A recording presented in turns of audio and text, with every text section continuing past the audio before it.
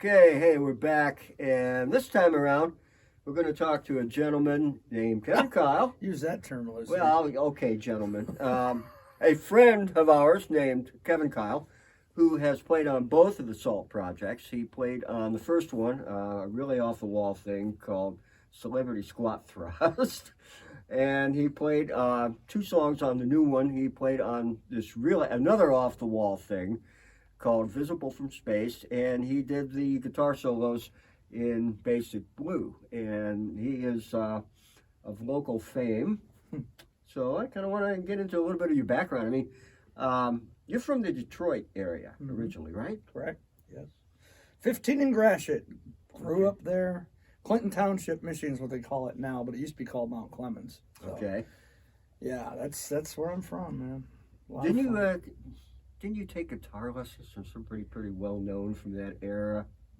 Still, Paul Huber.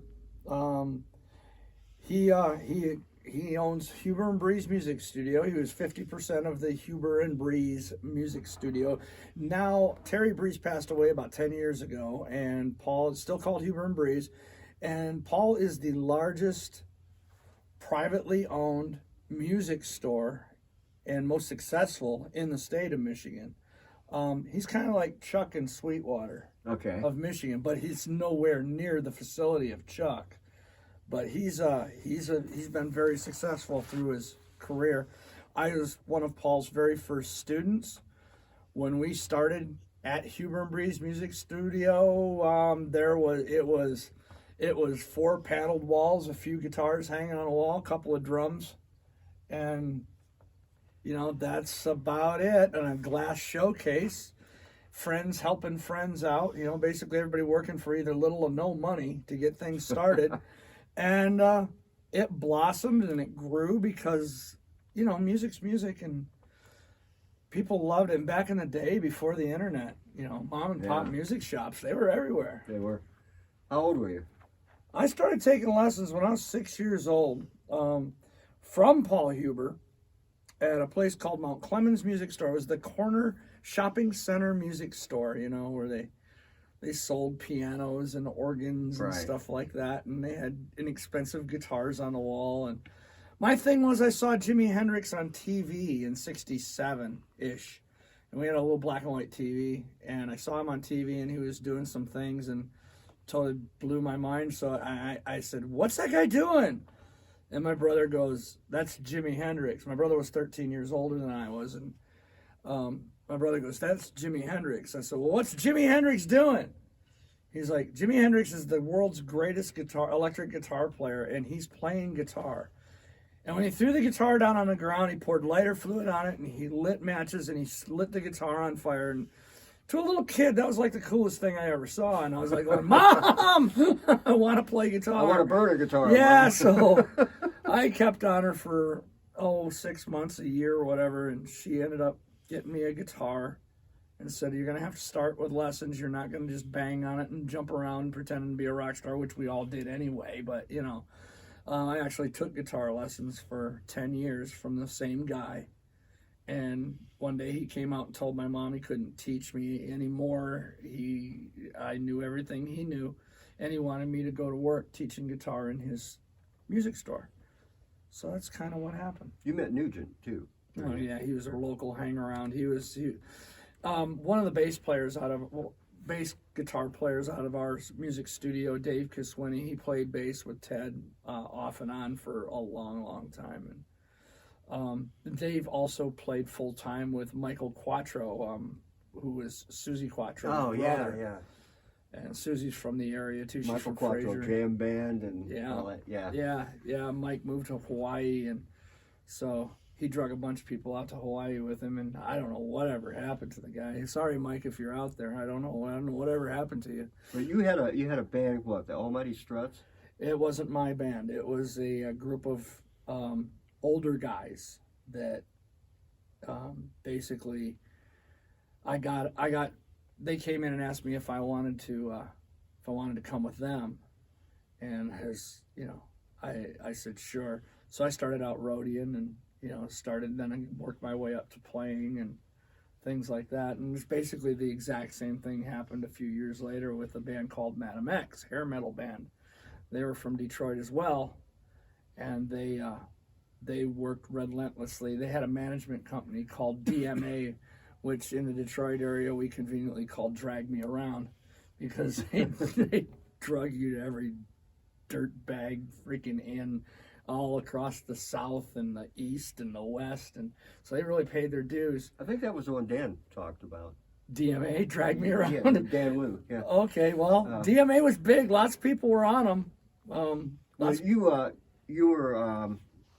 that one band did a 45, and a lady that I played with, Rachel Wilhite, had a copy of the 45, sent it here, had you autograph it. Yeah. But a real 45 record, I mean, you don't see that too much anymore. I have one somewhere. I mean, somewhere. But, yeah, well, I mean, when you move from Detroit to LA and you spend 12, 14, 16 years out there, and you move around like every year, yeah, you know, things come up missing. I've lost a lot of stuff. Well, that's the next question. You went to California. I mean, what years? How old were you? The whole 1984. It was with Madam X, and so I'd have been 21. I was getting ready to turn 22. I was born in '62, but I was born in December '62. So, whatever year I mention is, you have to back my age up a year because I was born in December, the 29th actually. So, yeah, it was quite an experience. I mean, you played a lot of the clubs out there. I think all of them. I think every single one of them I did a little something at. We had the band Shaman that I formed after Madam X got released from their record deal. I formed with a singer from Burbank. His name was stage name was Bobby Valentino. Due to various run-ins with the law, he had to change his name so he could play live. And yeah, so the band he came from was called Valentino. He hooked up with me. We changed the band's name to Shaman. I hated that name. I hated it. I love the Native American influence, but I hated the name because all I could think of is Mr. Whipple in that commercial, "Please don't squeeze the Charmin." So I say, "Please don't squeeze the Shaman." You know what I mean? Well, after that, you moved back to this area. I mean, why, of all places, why here? And when? You want the truth, or you want the story that I tell everybody? I'll give you the truth. The truth of the matter is, when I left LA due to a hardcore addiction to alcohol and drugs, and I moved in with my brother's house, tried to run away from my problem because it was everybody else's fault, not mine, and typical addict's response. And I moved to my brother's house in Kalamazoo, but the only thing I could find to do in Kalamazoo that was productive and monetary was a third shift job at Myers in the toy department, which really wasn't that bad because I'm just a giant kid and I got to play with all the toys before the kids got in there and screwed them all up. So, that was pretty cool. But it only paid about $7 an hour, and this was the 90s, so I needed more gainful employment. But this area that we live in here, the Warsaw, north central Indiana area, is the only place in the whole world, and I've been around this world a lot, that this is the only place in the entire world where a high school dropout with no formal education could make, $50, $60, $80,000 a year building trailers, as long as you could operate a screw gun. You know what I mean? Wow. So that's the real reason I'm here. Of course, I've been blessed in not having to do that very long. Yeah, you have. So. Well, what year did you become a Christian? I got saved in jail and baptized in March of 2002. Okay. Yeah. Going on 20 years now. Yeah, pretty much. Yeah, it's crazy to think about it that way. John Boren, the jail chaplain, he baptized me in a clear plastic tub of water in the jail in a church service. He's just sent around a clipboard at church one Sunday in jail, and he said, "Anybody that wants to get baptized, put your name on this list." And, things weren't working out for me the way I kind of thought they oughta, so. Well, sitting in jail, yeah. Let's try something else, you know what I mean? And that's, pretty cool. And so I got baptized in jail and just started a whole new walked for me. Yeah, well, and then you and I met through a friend, mutual friend named Larry Easterday. We met way before that, John. Oh, that's right, we did. I saw My you. church was doing a thing I at the saw you. fairgrounds. I take that back. Yeah, you're right. I saw you. And you said, "Hi, I'm John DeGroff." And I was like going, "Yes, so." Yeah, you know. And I'd heard and you about told me you, who yeah. you were, and I was like, going, "Oh wow, that's really cool." And you said we should jam together sometime. When was that? Like 2006 or Gosh, something? I don't know. Well, 2005, 6, somewhere in it that might have been neighborhood. right around in there because I got married to my wife Jennifer in 2006 and moved here. So it about might have been- 6 and or then I 7. remember you did this weird gig at Central Park, and it was starting to rain, and you were playing, and I think were you with John Lowe? Yeah. And you had this little tiny battery powered amp, and you're playing, and it's starting to rain, and you're still playing, and I'm thinking, this guy is either got a death wish or he just doesn't care. I mean, electricity and rain kind of not That was in the not good. That was Central Park. We used to go there every Thursday, and we would. I was the bait. He still uses me as bait. To this day, he'll toss me out in the middle of a square anywhere in the world, Ukraine, Australia. He'll toss me out in the middle of a city and play, and people will gather around, and then the street team will start giving them Jesus and just blah, and I'll be blah, blah, blah, and one particular Sunday, some of the Baptists went a little nuts. They came down to Central Park, and they were all. I mean, it was 90-something degrees outside. Suits and ties. Yeah, we're all shorts and flip flops, cut off shirts. Pastor's in his shorts, flipping burgers for the kids, and we're all hanging out and partying down. And here comes these people in their shirts and long pants and ties and crisp white press, and they're watching from afar. And I'm like, what are those guys about? So Pastor walks over there to see what they were about, and they were like going, so what do you think you're doing with this guy? Blah, blah, blah, blah, blah. He's like going, he's bringing the kids in, and we give them Jesus. He's like going, he goes, I don't care how saved that kid, one of the guys says, I don't care how saved that guy thinks he is playing that kind of music. He ain't saved. He's going to hell. God hates that kind of music. Like, well, you must have a different relationship with him than I do, because we're not really clear on what kind of music God likes. It could be smooth jazz, could be country. I think he's a fan of everything. Yeah, I think he is too. I mean, I think he's got a sense of humor. He proves it every day. So I mean, I'm sure he probably even likes some hip hop, and that proves he's got a sense of humor. Yes, he would. So, Well, there's this marvelous book that not too many people know about, but it's called The Music of Ancient Israel, and it goes through all the Old Testament stuff about I love Testament. They rock. The music that the Jews used. And in Jewish worship, they had 3 different styles of worship. Singing, playing, and dance. And most Christians think, well, dancing, they think of what you see in a bar, which is usually a bunch of drunks, proof that white people cannot dance. But the Jews used dance as a form of worship, and this book just goes into incredible detail. And they had songs for a good harvest, songs for the birth of a calf. It's just an incredible book if you can ever find it. The Music of Ancient Israel, and I cannot tell you who wrote it. Google can. Yeah, Google can. I read it. I don't have my own copy of it, but it's an incredible thing. But that's what Petra ran into when we first started out. And the second album, you guys started out early too, so you probably faced a whole lot more roadblocks than I ever found. We did. We got on the second album, we did a cover of the Argent song "God Gave Rock and Roll to You." Right. And we changed the lyrics. Bob Hartman changed some of the lyrics. I actually taught that version to a kid. A whole bunch of people said, "God gave rock and roll to you." No, he didn't. And we got 2 short tours canceled. We were supposed to go out east the first time, and one of these Pentecostal preachers that I'm not ragging on Pentecostals, but that's what this guy was. He was a burn your records. He would have these youth groups get together, bring all your records, and have a big bonfire because that's the devil's music.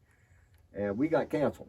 And we were supposed to go out west, like Washington, Oregon, those states. Same guy came through, and we lost that tour. Yeah, and it's because, and all the kids from that youth group, whose parents went out and paid $5 for that album. The kids brought the album, they threw it in the fire. Then when they got their allowance the next week, they went back to the record store and paid another $5 for that very same album. This time they hit it better. Yeah. You know what I mean? And so Well, that was actually a plus for the artist because he got to sell the same album twice. Yeah. Or they taped it, hid the album, used the tape in the car. That was back in the days when record sales actually meant something. Oh yeah, let's not go there. I don't even want to talk about the money aspect of it. But We play for food now. We sell shirts. We sell shirts and merchandise so we can eat. Yeah, record sales don't exist anymore. Well, that's what. Okay, I mean, the next question is musically. You want to talk about what you're doing? Sure. Well, I was playing with Mark Slaughter, who is an 80s and current rock star, good friend, wonderful friend. We were in the parking lot of a hotel, a Hampton Inn, just sitting outside doing nothing. And he's like, when you get back home, you should get a local band together. And just find people with the same interests, man, and just play only what you like. And if you do, never mind what everybody says you need to play, just play whatever you like. He goes, and if it's good, people will come. I said, dude, you're a genius. So, so I did, I put together this band and I named it Mentally Unstable because it's like the perfect name, period. It's what you got to be for a musician. Yeah. Kind of It fits prerequisite. my personality perfectly. Anyway, my pastor calls me the world's oldest teenagers.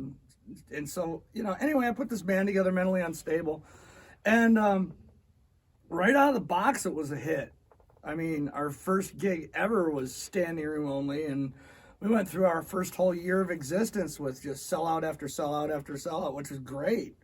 And I'm like, there's a wall around here somewhere. We're gonna hit a wall, and we're gonna play to tables and chairs. Well, we hit a wall, all right. It was called COVID. We all hit that wall, and it just killed everything. But it didn't kill the band. It killed a couple of members. They decided they didn't want to do this anymore, and stuff like that. And so they left. So I put together. I replaced those members with some like-minded people that have been a greater asset than the original members of the band ever were. And I really, really, really, really appreciate the group of people that I have now. And, we continue to bump around here playing and just having a good time and playing things we like. We're anything from 60s, 70s, 80s, 90s, 2000s. I mean, we cover... We do everything from Grand Funk Railroad to Avenged Sevenfold. Come on, man. I mean, there's some versatility. We play a lot of old Kiss, so that'll rile the Baptists, right? So, yeah, and we do Ozzy. We play a lot of Ozzy and all kinds of stuff. We do our own stuff, too, and we just have fun. And you teach, too. It's the bread and butter of my operation is I own a company called Professional Guitar Lessons, and usually in the fall, winter months, I have between 75 and 85 students a week, which currently right this second, because it's the middle of June, we're headed into July, I have 68 and a half students a week. How do you get the half? How do you get a half? Yeah. He comes every 2 weeks. Short guy. Okay. He comes every 2 weeks. So he doesn't count on the weekly thing. See, I got you from here up. You know what I mean? Yeah, okay. He's got to have the hands to play. I mean, I've seen a couple guys play with their feet, but I have too. yeah, it's from here up. He's 68 and a half people. Pretty neat. He is short, by the way. But I threw you a couple curves with my material, didn't I? A couple. Every piece of material you throw me is. That's why I'm going to pay you back. If I need you, you're going to sub in Mentally Unstable, and I'm going to pay you back with learning some Avenged Sevenfold. But yeah, the progressive stuff, I mean, is always fun. I mean, it's not what I've ever done. I mean, I faked some yes here and there and some stuff like that, but I never seriously tried to pursue it. When we sat down with Celebrity Squat Thrust and you showed me that, I was like, okay. What do you want me to do here? I want you to play slide guitar on this part over this right here. I'm like, slide guitar? John, I suck at slide guitar. No, you don't. You'll be great. No, you don't understand. I suck at slide guitar. You'll be awesome. Just play anything.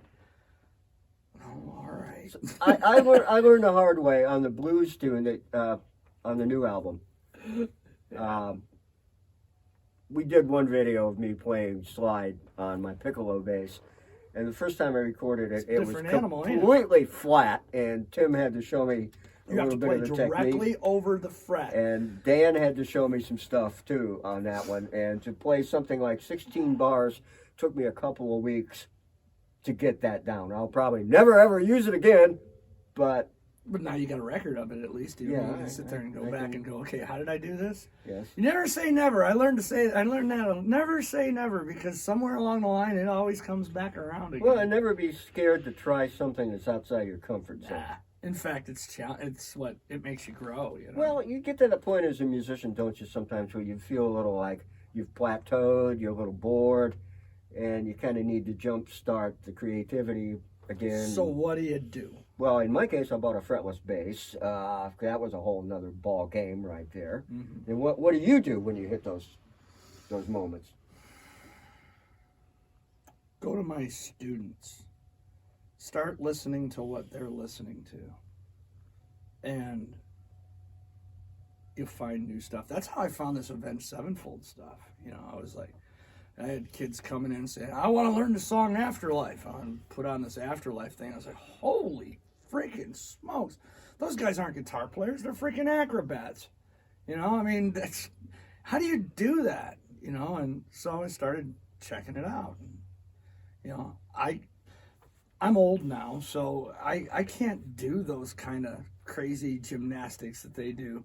So I went and got one of my kids that I was giving lessons to since he was a little boy, and said, hey dude, how'd you like to come play guitar with me? He's like, because he used to lament that he was sick of playing with kids his own age because they all didn't ever commit to anything. They were always, you know, hey, let's be a band and take over the world.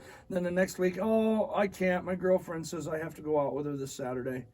Blah, blah, blah, blah, blah. And I'm like, going, well, dude, that's because you're playing with a bunch of kids. Why don't you go come up and play with some old men for a change? You know, we actually have fun.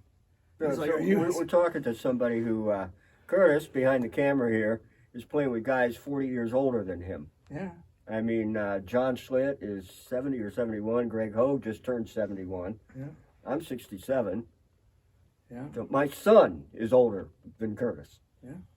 How old are you, Curtis? 28. 28. Okay, Taylor's 26. So, yeah.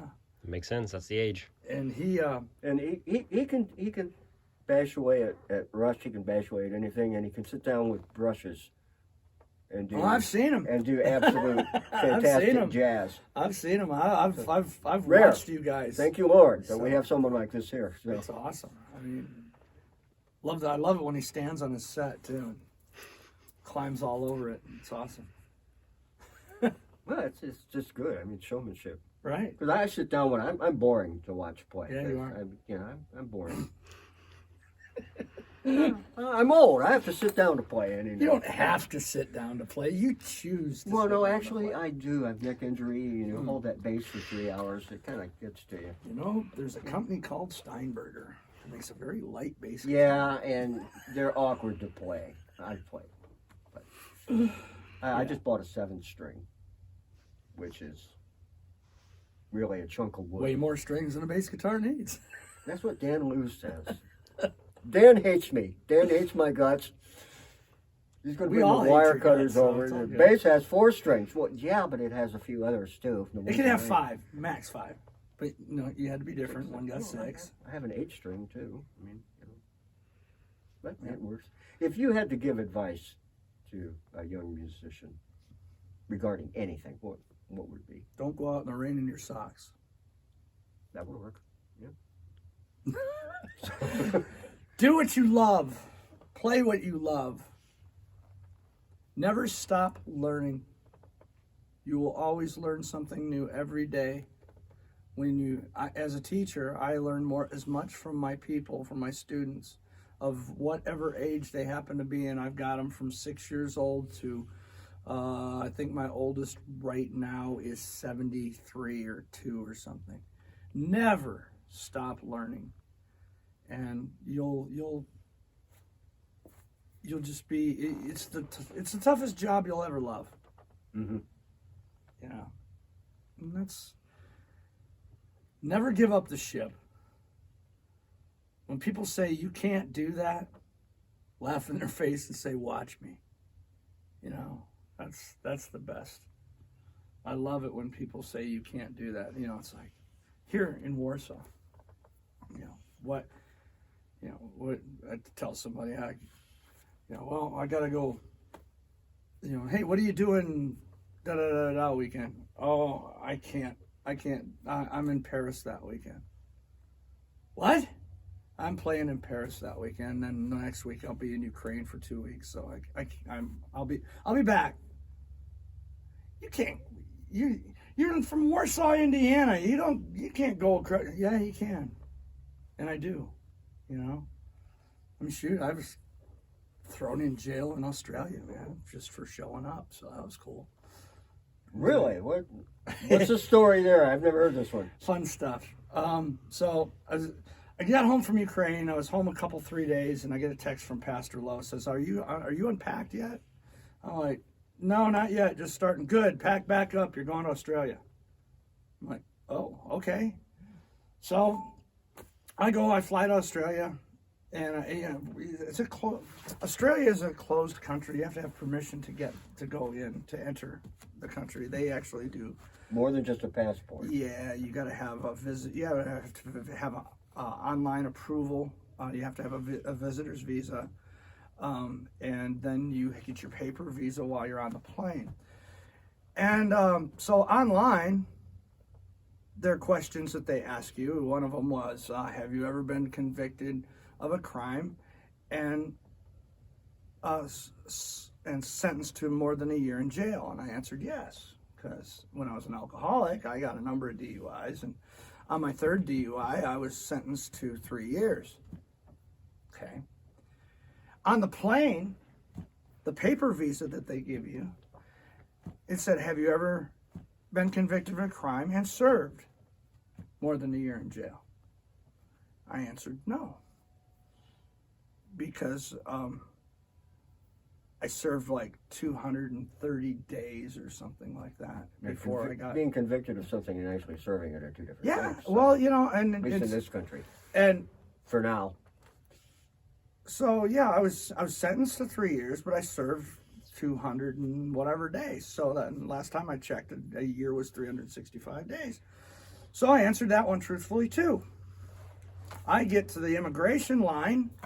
They pulled me out of the immigration line, and they took me from this beautiful airport down with the stroke of one little door. All of a sudden, I'm in this cinder block hallway going down a corridor, and they put me in a holding cell. Man, jails are the same all over the world, dude. They all look the same, smell the same, blah, blah, blah, blah, blah. It was me in a holding cell with a metal desk, a chair, and a recorder. And this guy comes in and starts blasting me with questions. What are you doing in my country while you're here? Blah, blah, blah. Where you stand? And it was really cool when we were sitting there. He says, he's like going, so, who's picking you up? I said, Pastor Barry Follett. Where's Pastor Barry Follett live? I said, in a place called Terrigal, which I have no idea where it's at. I suppose it's outside Sydney here somewhere. And he's like, oh, what does Mr. Pastor Barry Follett look like? I said, I have no clue. I have no idea what he looks like. They're like, well, what's Pastor's phone number? I said, I have no idea. And he's like going, you don't know what he looks like, you don't know where he lives, and you don't know his phone number.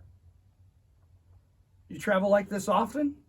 I said, yeah, all the time, actually. He's like, why don't you know who this gentleman is? I said, because I was out of the country when he came to my church to speak, And somebody thought it would be a good idea for me to go to his church and speak. So here I am. And he's like, And he came and went a bunch of times after that, asking me the same questions over and over and over again, giving the same answers. Finally, after spending 22 hours on an airplane, flying through a tropical storm to get there, I was really tired. And I'd had enough of his questions. And I said, look, I'm tired. If you're not going to let me in your country, then turn around and send me home. I'm done. I'm done answering your questions. I'm done with this. I'm finished with it. If I'm not good enough to get in your country, well, what are you doing here? Why? I said, I'm here to educate people about the dangers of drug and alcohol addiction. Maybe I can reach a few people. I go, y'all seem to be some pretty hardcore drinkers over here, and I was a pretty hardcore drinker. Maybe somebody will listen. And he left again. He came back. We're going to let you in the country. I'm like, fabulous. Then the guy went from being my interrogator into being my bag boy. Now he's carrying my bags and all this stuff. And we went from that corridor back into this beautiful airport again. And here comes this little guy up. Kevin Kyle. I'm like going, yeah. He goes, Pastor Barry Follett, how are you doing? I said, get me out of here. He's like, where have you been? I said, that's a long story that I'll tell you in the car. And he got me out of there. And I spent 2 glorious weeks in Australia having the time of my life, playing to all those wonderful people. We had a blast. Once I got out of that airport, it was great. Wow. That's great. Well, that's, I have to thank Pastor John Lowe for that one. Yeah. One time we we were in Paris. We did a thing. Let me shut this off. We did a thing in Paris at a church that we go to a lot. And have you ever had the pleasure of being in Charles de Gaulle Airport? I've never been outside of North America. Oh, okay. Unfortunately, Well, so. Charles de Gaulle Airport is its own animal too. It sucks. And we're leaving, and we're going to Kiev from there. We're landing in Kiev in about 4 hours from that point, and the chick's loading the plane, and I get it. She calls our number, so we get up, and I've got my guitar in my hand, and I get on the plane. She goes, "Oh, sir, that is a guitar. I do not think you can fly with that." I'm like, "Lady, how do you think I got here? Swim?" And she puts me off to the side and my guitar. She goes to board Pastor Lowe, and he's like, he ain't going, I ain't going. He comes over and stands by me. They load the entire aircraft, and we're still standing there. The captain comes out of the airplane, and he's giving Kyle. I'm like, yes. He goes, why are you not on my airplane? I said, ask her. She said, I can't fly with my guitar. He's like, oh. So he goes over to her desk, and he's conversing with her in French. He's Ukrainian. And he walks back over to me. He says, may I? I said, sure thing. I hand him my guitar, and he turns around and looks at this chick from Air France, and he goes, now, take it from me. And he walks onto the airplane. And I thought, that was awesome, man. And he turns around inside the plane. He looks around, and he goes, are you coming? I'm like, yes, I am. And onto the plane we went. That was great. You don't mess with the... Not with the guy that's flying the thing anyway, because he'll never get it out of the gate, and the gate will be blocked forever. So, That's great. Neat story. Well, hey, got anything else you want to say in closing, or? No, not really. Rocking. Thanks for having me. I'd also like to say that, I try to keep politics off of all this, but both of us have been involved locally in doing some and neither one of us arrested. Patriotic rallies, and I'm just going to leave it at that. But as Christians, we uphold our right to publicly state who we are, and we will continue to do so. So, Yes. hey, thank you. Thanks a lot. Appreciate it.